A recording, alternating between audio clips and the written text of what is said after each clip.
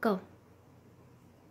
Salute. How y'all doing? My name is Derrick Williams, and I just wanted to talk to you all for a moment or two, if I may, about a new asset class that's on the horizon. We have 5 asset classes. I'm going to test my daughter to see if she knows them. Oh my. And those asset classes are Precious metals. Yes. Real estate. Yes. Bond stocks. Yes. And cash equivalents. Cash equivalents. It's always the last one. Yes. Well, at any rate, those are the 5 asset classes. Well, I believe that we have another one on the horizon, and that asset class is called cryptocurrency. You know it more popularly as Bitcoin.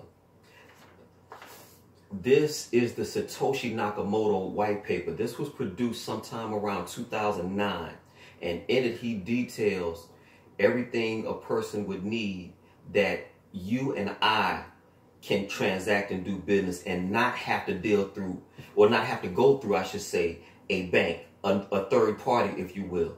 It's my understanding that many countries throughout Africa, Central and South America, and Asia are what's called unbanked, meaning that they don't go to the traditional bank like you and I would.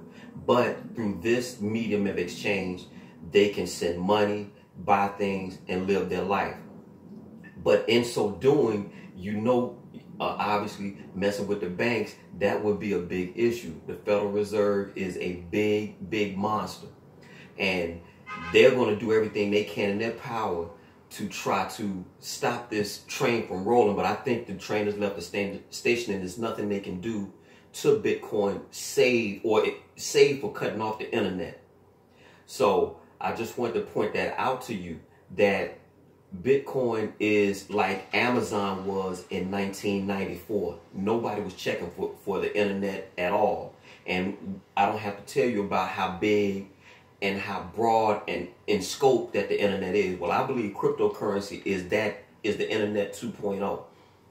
On the other hand, you have people that will say, well, hey, Derrick, how do you know that this is not a scam? You all may have been aware of the scam that just happened a few months ago with this company called BitConnects, and prior to that, you had a scandal with a exchange called Mt. Gox. That's MT.GOX. And a lot of people that invested in cryptocurrencies a few years back lost a ton of money. Well, it's my understanding that they're going to get that money back. Well, Bitcoin is kind of been in flux a little bit because there aren't any regulations, meaning that who's going to watch the exchanges? Well, that's going to be on that's going to come to be. And once the regulations come in, you're going to see a whole bunch of people, mainly investment people, hedge fund people like that really had a top dollar to come in, and that is going to make this thing, as they say in the crypto world, go to the moon. I'm one of those people that I'm just a regular working class person, but I believe in it.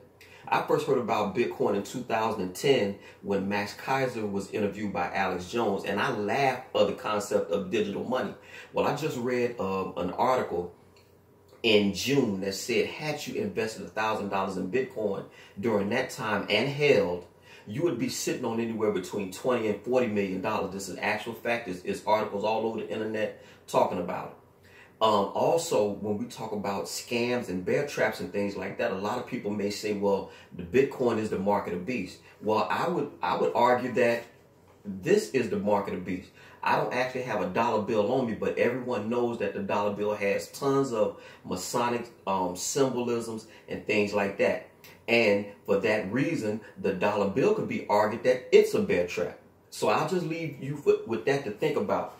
Also, speaking of the Masonic rituals in the dollar bill, a good book to read would be The New World Order by A. Ralph Epperson. And he talks about the dollar, how it was created, and what has been done to the dollar in the name of the American public. A real good read. It's a page turner, sure enough. So again, I would say just look into it. If you do decide to get into it, now would be a good time, because they always say buy on a dip. You may have heard in December that it was $20,000. Everybody jumped in. But then the price plummeted, and that's not unusual. That is not atypical in cryptocurrency. But as long as you buy and hold, over the long term, you're going to see fantastic results. At least you should be. Again, no investment is guaranteed. Again, I want to defer to my man Ryan McCrary. You may want to subscribe to his channel. He gives you a tutorial, and my daughter will drop the link for that particular tutorial in the description box.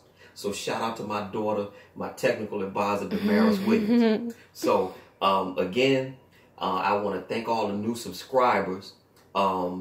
I also want to let you guys know that I'm up to 75 subscribers. Again, I'm just one guy from Greenville, Mississippi in the comment section. I never thought my words would resonate with people. But again, thank all y'all for subscribing. And this is a side note away from the topic I was talking about now. Shout out to police officer Mark Minnie. He's from South Africa.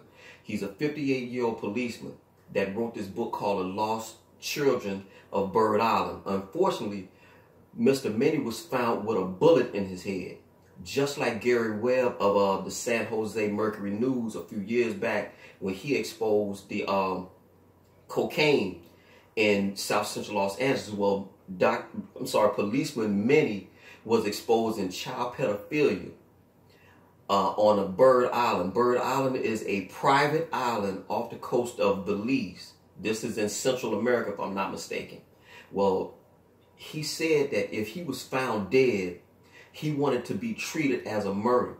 So, shout out to Mr. Minnie, and I think what he's doing, I'm inclined to buy that book to read it. But it just goes to show you that it's forces at play all over the place, and we just have to be vigilant and watch over our own children and watch over other people's children, because there are elites that want to basically suck the life force out of children. This is a very deep, tough topic, a very controversial one.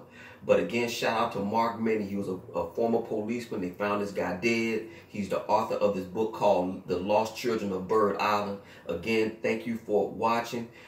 Greenville, Mississippi till I die.